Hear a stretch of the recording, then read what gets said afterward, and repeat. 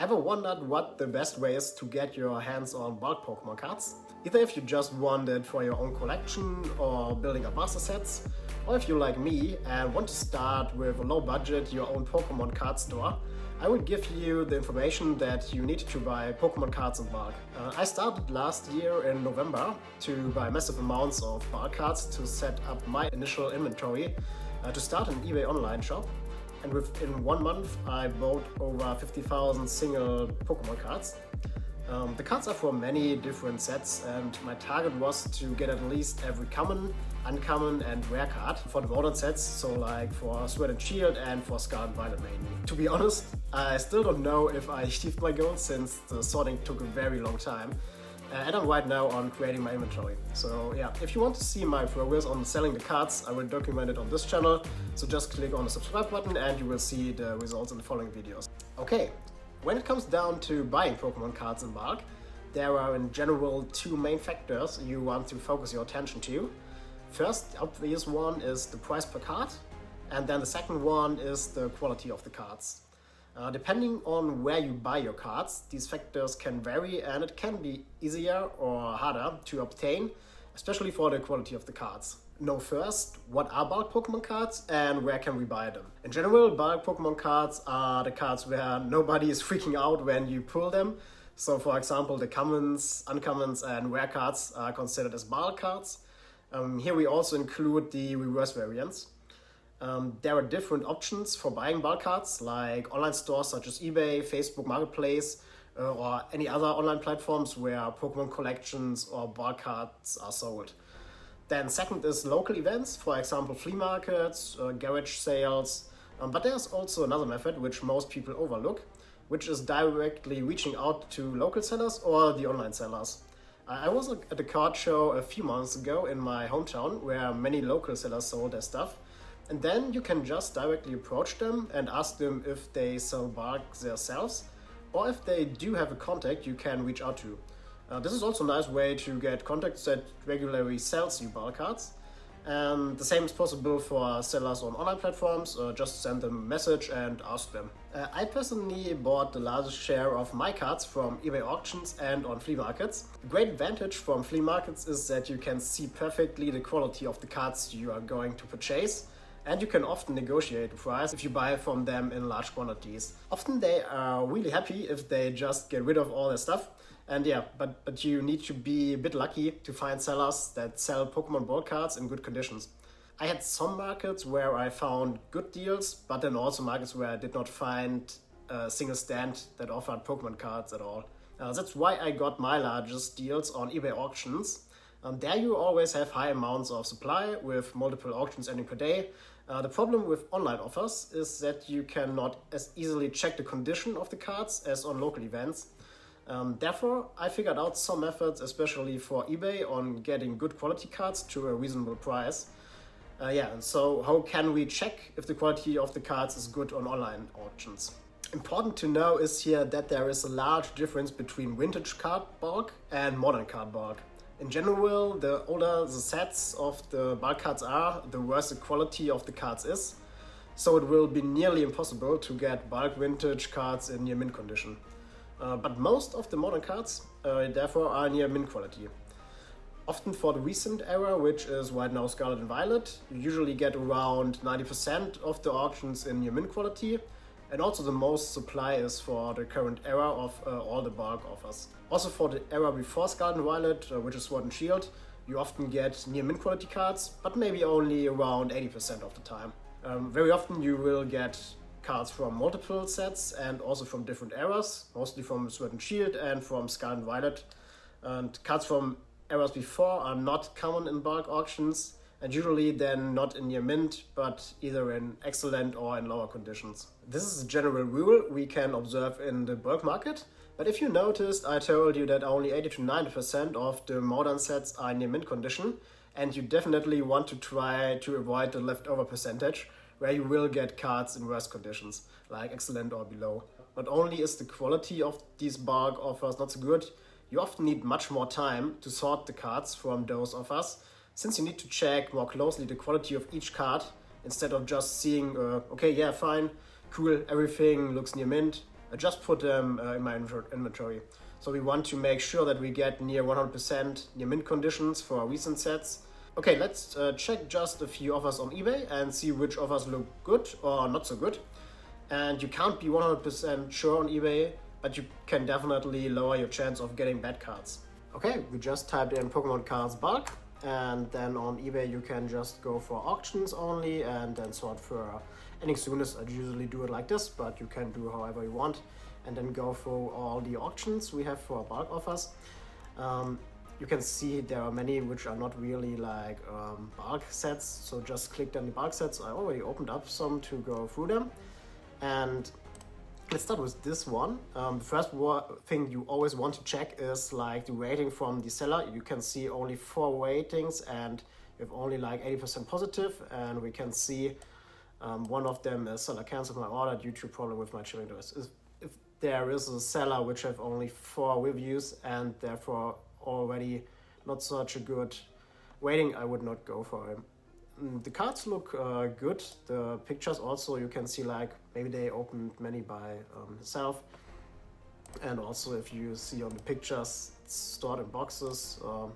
Looks very clean also with like the plastic boxes, and from the quality side I would go for it, but not from the user rating side, so I would not buy this one. The next one is also the same. We have like a low review score for the seller, and so I would also not recommend go for it.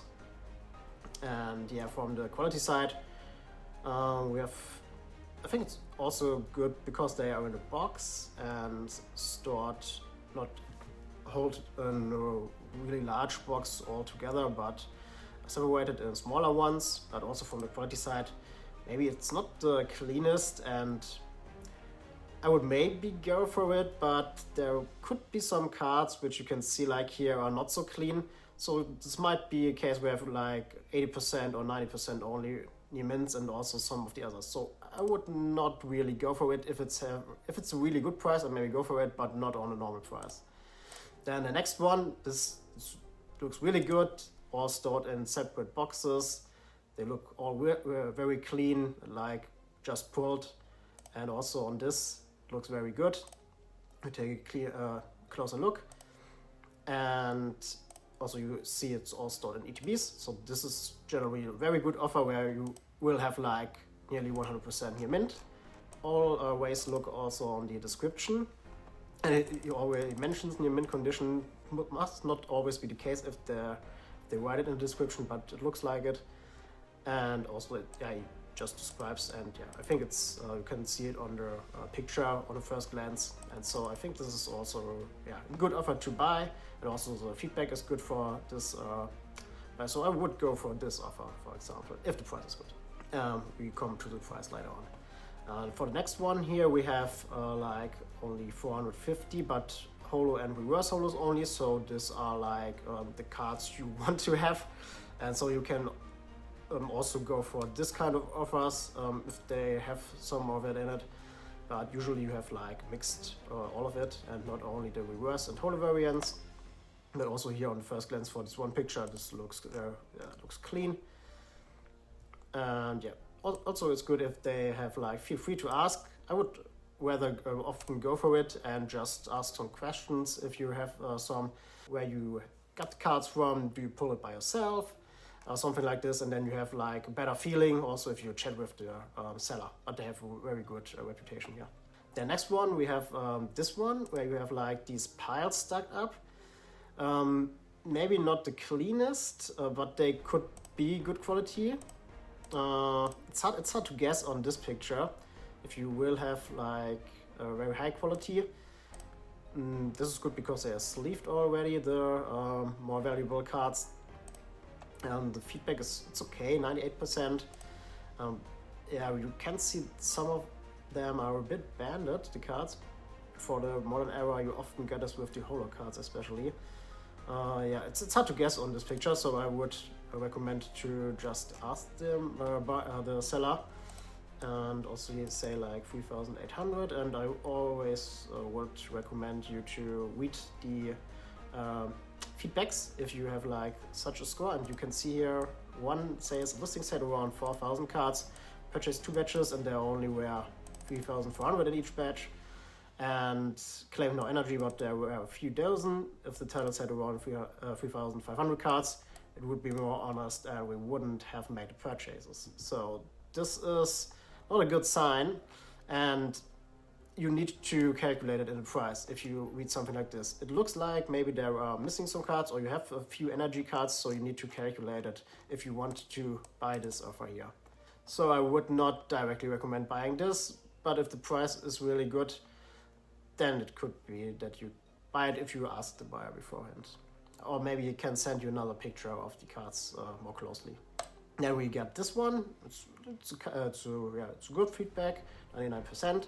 But if you take a look on this, you can quickly see that there are many cards which have not nice edges or already banded, or also the color differentiate for this here, and you directly see that they are not just pulled and not all are near mint here. And for this you can directly see, if you have like picture of this, that you have like only 80 or 70%, or maybe also the most are excellent. So I would definitely not go for this offer. And also you see many energy cards, which is then the price indication where we talk later about. It's also a sign that you shouldn't go for it, for this offer. Only if the price is very good, but I would not recommend buying it, because you will spend many hours on sorting these different condition types on this card. So I would not recommend buying it. And then we have this offer where you can see, it's stored in boxes, in small boxes. Quality looks very clean here on this ones. And also the things in the front are sleeved for the more valuable cards, I think. And here you can see, maybe he listed all of them. It seems that there are many cards. I don't think they have all of it. Maybe this is then a sign that we have like a shop or something like this. Also for the description you often see it. Also it says store, so this is it's likely that it is a shop owner, so they have a larger eBay store here. You can buy it from quality perspective. I would go for it. From price considerations, often stores do not have like the cards in it you hope you will get, which have like $1 or $2 values or more. So shops are unlikely that they have cards in it they have a higher value. So kind from a perspective from pricing, maybe you do not want to go for this offer, but from a quality perspective I would definitely go for it. After we focused on the quality of the cards, we now have the second part, which is also very important, which is the price per card. And to get a rough idea, I started looking at sold eBay auctions and then calculated the price based on the amount of cards from it. Again, we must separate here between modern and vintage cards, since modern bulk cards have a different price compared to vintage bulk cards. Also within bulk cards, we have different price segments. For example, rare cards usually have slightly higher value than commons and uncommons. And especially the reverse variants of the rare cards have a higher value. Also, the price will depend on the specific set. For example, many collectors going for a 151 master set, so the demand for bulk from this set is increased, which you notice especially in the price of the reverse variants of the cards. When you buy the cards, you should generally aim for a price of $0.015 up to 3 cents per card for modern bulk, and round about 10 cents for vintage bulk. But for vintage bulk, it will heavily depend on the card conditions. For your mint vintage bulk cards, you can pay a bit more per card. And also for the rare modern bulk, you can buy it a bit higher, like 5 to 7 cents per card. But often you can't know the amount of uncommons, commons, and rare cards or reverse cards. We saw it in the quick demo before. And so I usually do calculations with 1.5 cent to 3 cent per card. And I personally am not going to buy the cards higher than 2 cents per card to have a larger margin for profits later on, only if I know that there are many good cards in good condition in it. But let's check a few auctions on eBay directly if these are good offers or not, and if we should buy them. Okay, let's take a look at the price perspective. The first thing I do usually is just go to the description. We can see about 5,000 cards for this offer. And then maybe we have some more information here. But unfortunately, we have only the info that there are hundreds of reverse holos and holos still left, but no exact amount. In this case, where you have no exact amount, you can ask the seller, but if you do not get the information of how many cards exactly for each type, then I usually just go with the minimum price, and then I take like 5,000 cards times 0.015, and then it's $75, and this would be my maximum price. And I see right now it sits at $51. You should also include the shipping cost. I don't know how much it is since I live in Switzerland. I cannot see it for the US auctions. But you can add this up also to the cost. Then your bidding amount would be a bit lower, maybe 65 then, if you have like $10 shipping cost.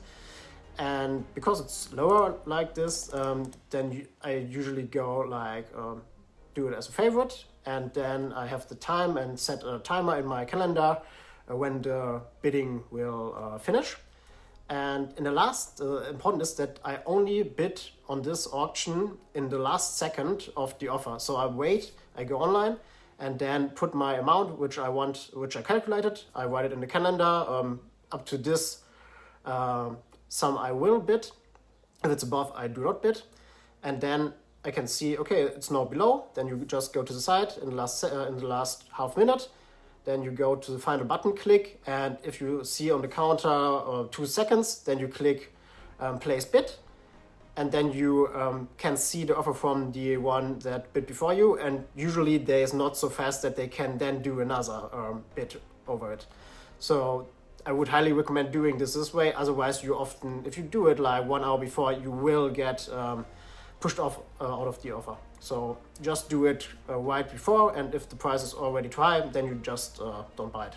In this case, I would go for it since my calculated price is above it. So I would go like up to 75. If I include shipping, maybe 65. Okay, also important here is we have an offer with 5,000 cards. I usually would not recommend to go for offers that have 1,000 card or below, since these are often offers where many of the retail or usual people are just going and buy it. And we want to have offers where not so many buyers are there, so that we have like lower competition and we are more likely to get the offer, or the price is also then maybe not as high if you buy with lower qualities. This is usually the case if you buy higher amounts of cards. So I would usually recommend go 1,000 or better 2,000 for bar cards and above. 5,000 is very good, or maybe up to 10,000 if you have some offers. The most are between 1,000 and 10,000. Then let's go to the next thing I want to share with you. For you, we can directly see that there is an offer with 3,000 cards, bulk cards, and also another with the same picture. So we can see here this seller have like multiple offers in it, and so he sells more. There are bulk cards in general, and often you can, if you then go for all this offers from him and you bid on all of it, and maybe you buy like 3 in the end, then you can push down the shipping cost, and usually you can save up to 10, 20 or maybe more on shipping cost. The next offer we can see here, we have like the big one. We have 10,000 cards containing also code cards, and we can see the quality looks good on the first glance, but we want now to see if the price is also okay. Right now we have like $4, so it's obviously okay. But let's calculate the price, and we can see here, okay, it consists of 7,800 bulk cards. I think this will be then regular cards, but he do not go into details what's in it. But we can see we have like 1,700 holos and reverse holos, and then also code cards and energy cards sealed, and also seal packs of card sleeves. I would usually not count these in, it's like a bonus. Also the unused code cards, I usually do not count them in, because I also count this as bonus. But then we have like these both, and we can use our calculator. I will then just calculate 7,800 plus 1,700, which is 9,500. And the question here, the big question is, how many of the 7,800 cards are trainer cards and how many of these are energy cards? This is very important because energy cards are nearly worthless. So if there are a high amount of energy cards in it, I would not recommend buying this offer at all, but we cannot know it. And so I would highly recommend ask the buyer and write him a message, and he will tell you then, oh, it's around about 5%, or it's no energy cards at all in it. I think you can get a guess. You do not need the exact amount, but you need to have like indication how many energy cards and trainer cards in this offer. So this is really important. But no, just go like 9,500 times would add up to 140. Then maybe the shipping cost is a bit higher because it's a high volume. You also mentioned it, that maybe the shipping might be a little high. Maybe you can then subtract like 10 or 20, and then this will be your final bidding, which you can bid for the cards. But again, I would recommend to ask for how much energy cards, commons, uncommons in it. You can then have a better guess on the price. Also, which is really cool, I think, here on this offer is that you have like a private seller. Often private sellers have more high value cards in it than professional sellers because they know the cards and just shift them out. And so here you are more likely that you have also some good cards in it, hopefully. But it's not guaranteed, but the odds are usually higher from private sellers. So I would usually recommend using private sellers, but you cannot always do it. But I like to buy from private sellers as well.